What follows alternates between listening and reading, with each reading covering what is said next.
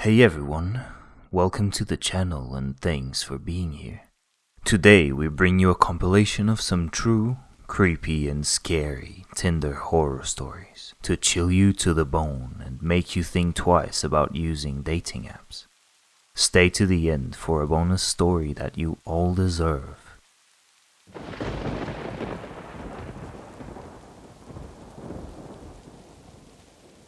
So, I downloaded Tinder when I was 18, and being single in a big city, I ended up going on a lot of fun dates. One guy really caught my attention because, well, he was really attractive. We chatted a bit, and I felt pretty into him, so I decided we could meet for coffee. He was sweet, charming, and we had a great conversation about school, art, and music. We found out we were both musicians, and the date was going so well that I agreed to walk the few blocks back to his house so he could play some music for me. I was new to online dating and was still fairly naive, so I followed him into his weird converted garage bedroom and sat down on the couch while he pulled out his keyboard. He played for a while, and I started getting a little antsy. He was super into music and kinda getting aggressive with the keyboard. He was slamming keys down and making these weird noises, so I shot up off my seat and told him that I should get going soon. He totally went back to normal. His tone changed and his posture became less hunchbacked. So when he apologized for getting carried away, I agreed to sit back down on the couch so we could talk more. He came and sat down next to me, and we went back to our earlier conversation. He seemed back to normal and nice, so when he asked if he could kiss me, I agreed. He leaned in toward me and I closed my eyes waiting. And I waited, but I didn't feel his lips. So I opened my eyes a peek and saw him staring at me. I threw my head back surprised, but he had snaked his hand back toward my hair and interwoven his fingers so I couldn't move. He then inhaled deeply and told me, "You smell like you're Jewish. I can tell because you smell like my aunt's house."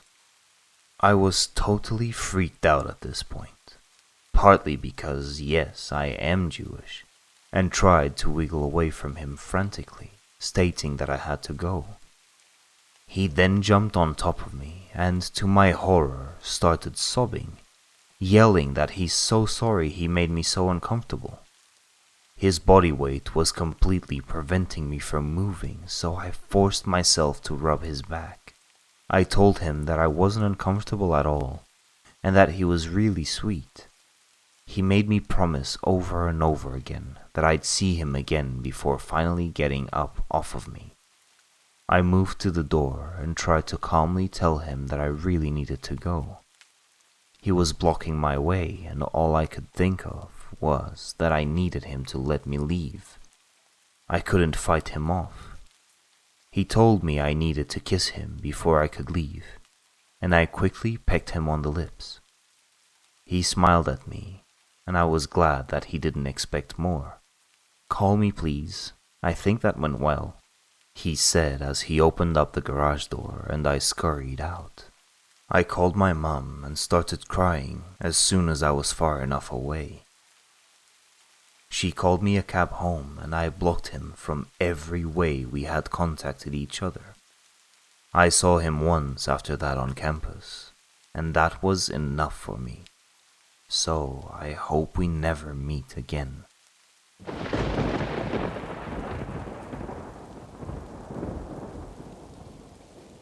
I was 21, recently became a police officer and was also recently dumped. So my friend suggested Tinder. As a 21-year-old and new cop, I had the "I'm invincible and I can take on anyone" mentality. I matched with a very good-looking, out-of-my-league female. We chatted and eventually set up a date to meet. She said she had a great open field to look at stars and hang out, and we could meet up at her house. So the night came. I was excited, and she seemed to be excited when I picked her up. She guided me to the field, and it looked nice. Open space, woods, deer, and other wildlife. In the field, I noticed really dim headlights in the distance.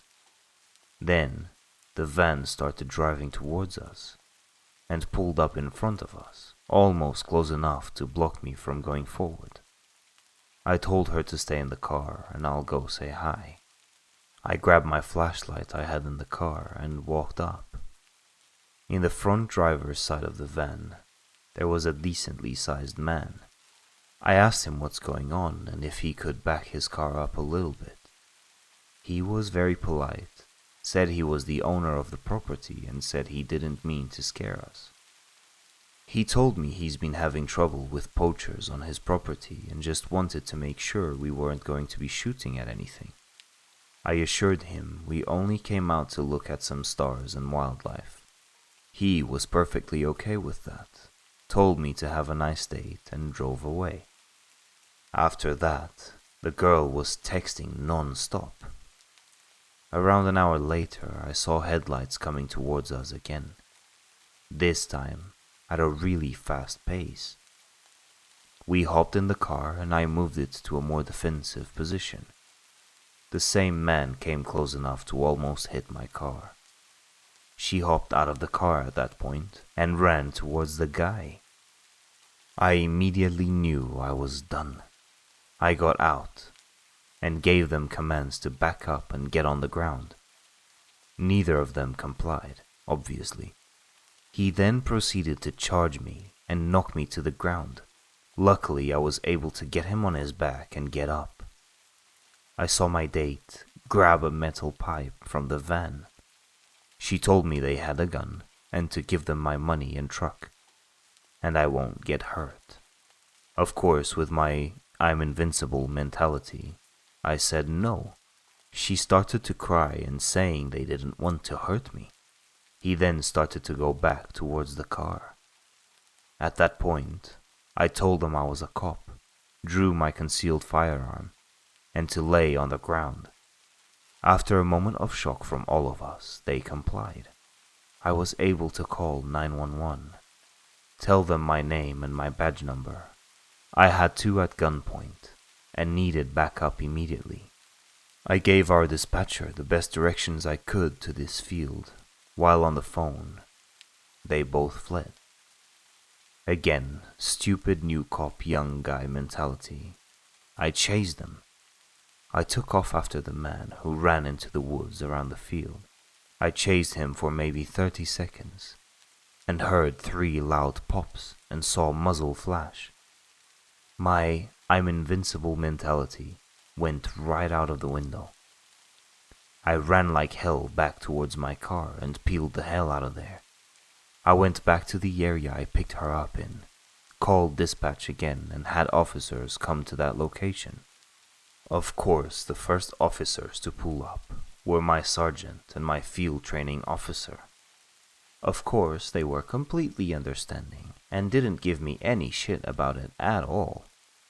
The most used words were dumbass and stupid effing rookie. I hopped in their car and went towards the field. Luckily, the van was still there. I was told to shut my mouth and only come out if they start getting shot at. They cleared the area and started looking in the van. They found meth right on the center control and searched the car. What scared me the most was when my field training officer and sergeant came back to the patrol car, let me out and told me to come look in the back of the van. Both of them were pale, looked horrified. I went to the back of the van where there were several knives, duct tape, lighter fluid, and a decent amount of rifle ammunition, handcuffs, and what looked to be dried blood. In the front seat passenger side we found an AR-15 style rifle and 2 more handguns. We called for immediate backup and detectives. When they investigated the blood, it turned out it wasn't blood. The plates had been stolen, and the van was a reported stolen. I still get shit about the whole encounter, but luckily no one got hurt. I will never use online dating again. Ever.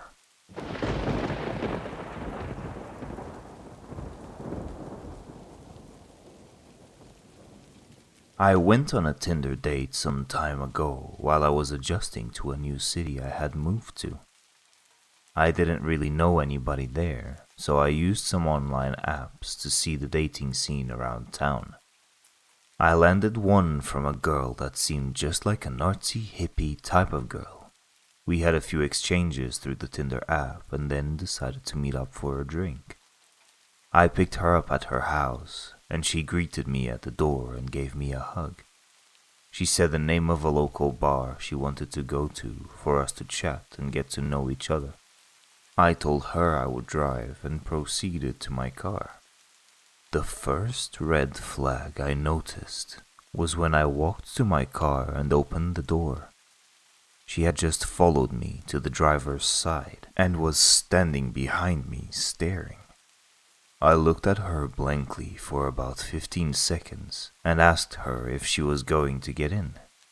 She said, "Sure, I would love to," and went the long way to the passenger's side around the back of the car. Since I had just met the girl, I figured she had just maybe smoked some weed or something, as I had kind of got the vibe she was a bit of a stoner. As I was driving to the bar, she talked in a very low voice, almost as if she was trying to whisper. I am not hard of hearing or anything, but I had to ask her to repeat herself several times just so I could make out the full sentences she was saying. When we got to the bar, I made sure we got a seat closer to the back away from most people, just so I could have a little quiet in order to hear her. The conversations honestly carried on as normal from this point, and it was actually a fun time for the time being.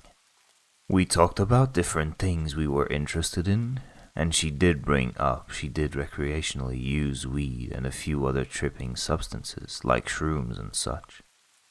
I am not much of a fan of these, but it at least made me relax in the back of my mind to think maybe she just got high off marijuana, and that rationally explained some of the out there behavior. Granted, I had a few drinks at this point, so I was honestly not thinking straight.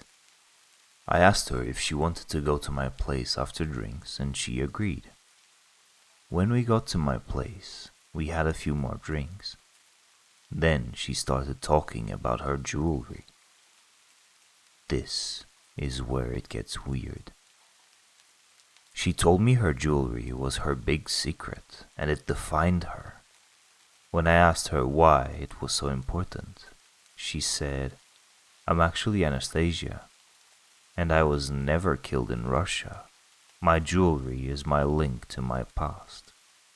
It was hard for me to take that seriously at this point with how much I drank, so I kind of challenged that statement using the little bit I knew about history. At this point, she freaked out and started yelling at the top of her lungs about how I don't respect ancestors and history. Then, she got quiet and tiptoed right up to me and grabbed me by the neck. She then brought my face eye to eye with hers while still holding my neck. She says at this point, "I am a shaman and I will curse you. My ancestors have destroyed many people, and you do not respect that. You are from oppressive ancestors, and they will be punished." Then she put her hand in a whiskey glass and made a cross on my face and kissed my forehead. At this point, I started to sober up a little. I talked her into calming down, telling her I was only joking. Then she slowly started getting back to normal. She started talking about her cat fetish. She tells me she has a list of people who she tames to act as cats. I am not about judging people on their fetishes, so I listen in. She then tells me all the things she does to them, and starts acting like a cat in my living room. If she had not yelled at me earlier on, I might have almost been turned on by it. My red flags in my head were tingling like crazy at this point, so I just listened, and I tried not to set her off. She noticed sage on my kitchen counter and asked me to let her light it and bless the house. Side note, I use sage to make my house smell better occasionally. It's kind of a ritual I like to do, but it's mine and my own. Something I take very personally and like to do myself. I tell her no, she can't light it, and that it's my thing to do on my own. Then she freaks out, telling me I am a horrible human being and screaming all over the place. I tell her I can take her home now, and she runs to the door and goes outside. As I get outside, she is screaming at the top of her lungs that I am a horrible person and I should go die. I tell her she can walk herself home then, and I go back to my place and lock the door. She then starts banging on the door hard for about 10 minutes, saying she left her phone in there. I grab her phone off the kitchen counter and open the door to hand it to her. She tries to barge inside and I block her with my forearm. She then acts like she is about to punch me. I just hold my ground and tell her she is not coming in. She screams. She wanted the whiskey bottle we were drinking from. I told her hell no, because I paid for the damn thing. I slam the door at that point and lock it. I hear her bang on the door for a minute. I then hear her footsteps going down the stairs. I waited about an hour and then went walking outside to see if she was still hanging around. I didn't see her, nor did I ever see her again after that. I know this is probably not the scariest encounter ever, but for the next few nights I was creeped out, always walking around the area I live to make sure she wasn't hanging around. I honestly hope she's okay wherever she is, but I hope to never see her again.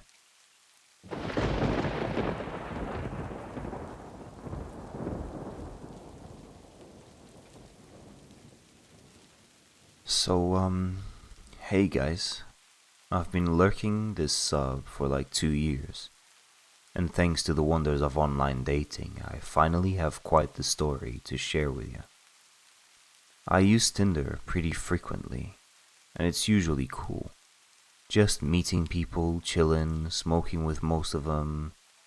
So I matched with this dude named Charlie, and he seems cool. He's really cute and he plays music, which is really appealing to me as I also sing and play piano. We talk for a little while, and I agree to meet him at his house. Mistake number 1. Boo and moo the cats. Why did I think it was a good idea to meet a stranger in their home? I don't drive, so I take an Uber over, and it's a decent way away, so it's kinda pricey. When he buzzes me into the apartment complex, I got this really creepy vibe, but I shook it off as nerves. I go up to the 3rd floor, and he's standing at the door. Things are cool. We're just chillin'. We smoked a couple of bowls, and we're watching a movie. So he makes a move on me, and I go with it. We end up on the bed, and we're obviously engaging in adult activities, when out of nowhere, he wraps his hands around my neck, hard.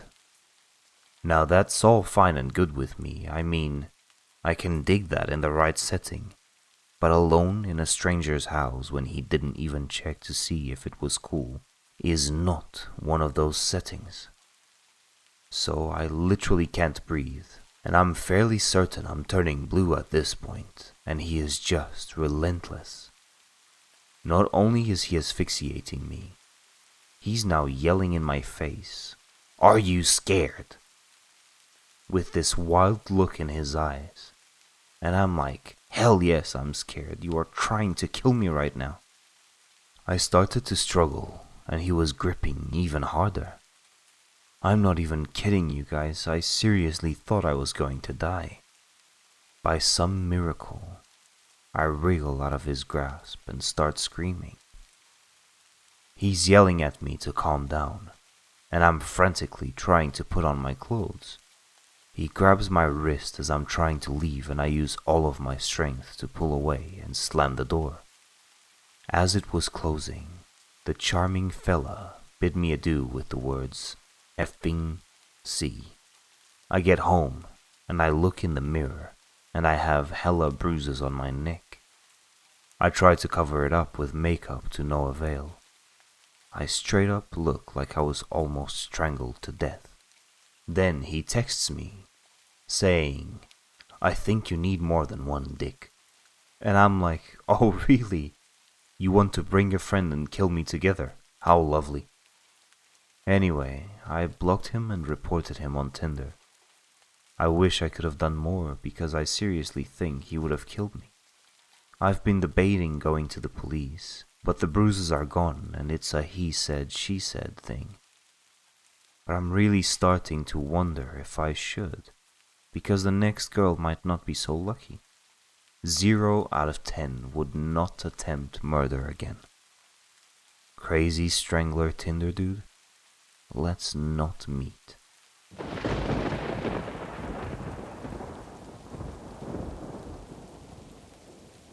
We all make dumb decisions in life, but in this case, I was stupid. Very stupid.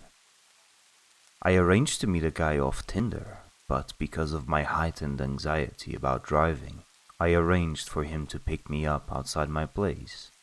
I had been talking to him for a few weeks at least, but that is not redeemable, and I know that. The choice I made on this day could have ended me. But thankfully I'm still around to tell the tale. The guy picked me up in his car and told me he planned to take us out for sushi. I love sushi, so I thought, great. He put in the name of the restaurant into his GPS and we were off, making pleasant conversation on the way there until I started seeing woods when I looked out of my window. I felt very confused.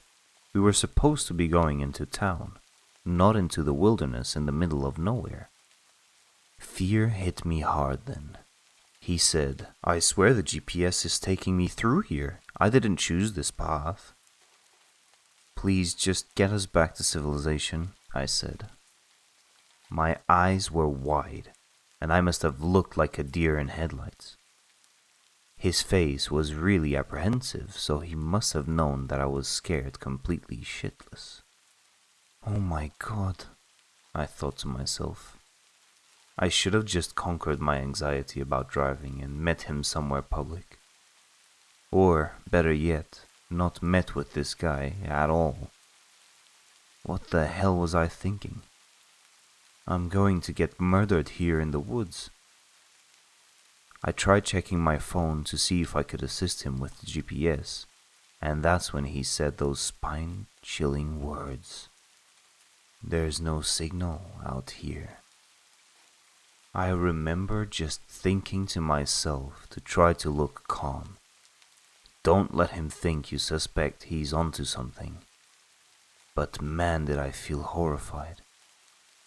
The tips of my fingers were cold while I was simultaneously sweating. If he was going to kill me, part of me wanted him to get it over with so I wouldn't be left in anticipation. His forehead was perspiring. I swear I'm not doing this. I'm trying to get us back en route to the sushi place. I said, I don't care about sushi anymore. Get us to a gas station. Anywhere with people at this point. He said, I don't have a shovel or weapon in my trunk or anything if that's what you're thinking, which did little to calm my nerves. We finally reached the restaurant after what felt like an eternity. I'd never been so scared in my life. I didn't have much of an appetite and I was physically trembling when we arrived. But I figured he didn't kill me when he had the chance, so I guess it was safe now to continue with our date. I already planned on taking an Uber home because I didn't want to go through that experience again. I was choked out of my mind when he then asked, "So, when do you think we'll have sex?" I nearly choked on a piece of sashimi. What? I didn't know where this was coming from, and I didn't know how he could ask me something like this now, on a first date, when he literally saw me pale as a ghost just moments ago. You know, like, how long will you make me wait for sex? A day? A week? A month? I stared at him, dumbfounded. I couldn't respond because I was utterly speechless in that moment. "Well, I can't wait a whole month, I'm telling you now," he said.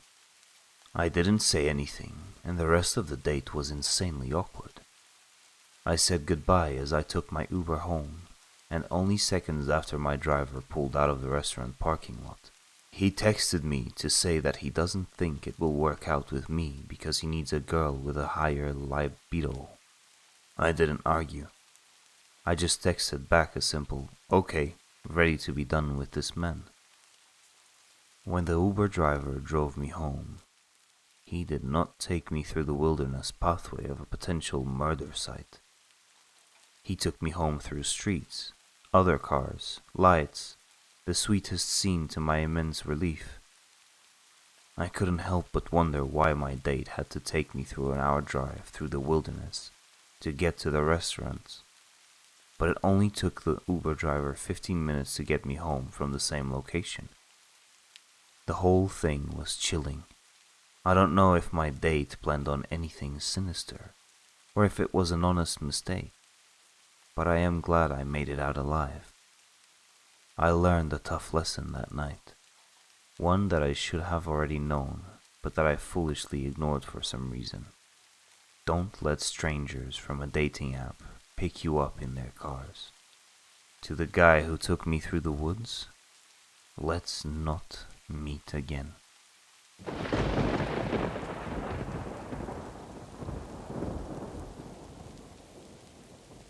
Thanks for watching until the end.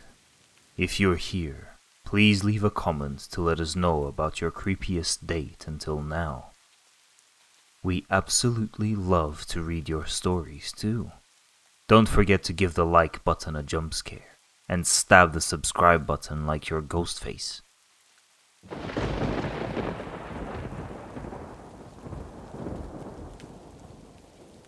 Hey, this is my first post ever, so apologies ahead of time for any mistakes or things I'm oblivious to. This story is the one of my brief friendship with a guy that damn near stalked me, and I'm sharing it for some closure, I think. I started my freshman year of college at a university in my hometown that's pretty nice. I'm not going to share too much about it, but it has a smaller amount of students, but enough that you don't really run into people often. I lived on campus and I was only 17 at the time. I had Tinder, of course, as I was fresh out of a relationship and looking to experience new things in college. I matched with this one boy, Asher, who seemed nice enough. Pretty socially awkward, but I never really minded because I have anxiety issues myself, and I'm really sympathetic to it. Because of that, I ignored a lot of warning signs I shouldn't have. We texted for a while and he seemed really nice and caring. He wanted to know a lot about me, which I wasn't too keen on sharing, but I told him the basics and we texted kind of regularly. He lived on campus as well, and invited me to go hang out. At that time, things didn't seem too sketchy, so I was completely down. When I first met him, that's when things started to get uncomfortable. We hung out in his dorm, which was pretty standard overall. I got cozy with him on his couch. I'd say almost cuddling, but not quite. Still really standard. When we started talking more, I realized how uncomfortable things really were. He kept making comments that just put me off, but I tried to ignore them. Things like, "I've never cuddled with anyone before. Sorry if I'm doing it wrong." And so many comments about how he already liked me a lot and wanted me to stay forever. Weird word choice, but whatever.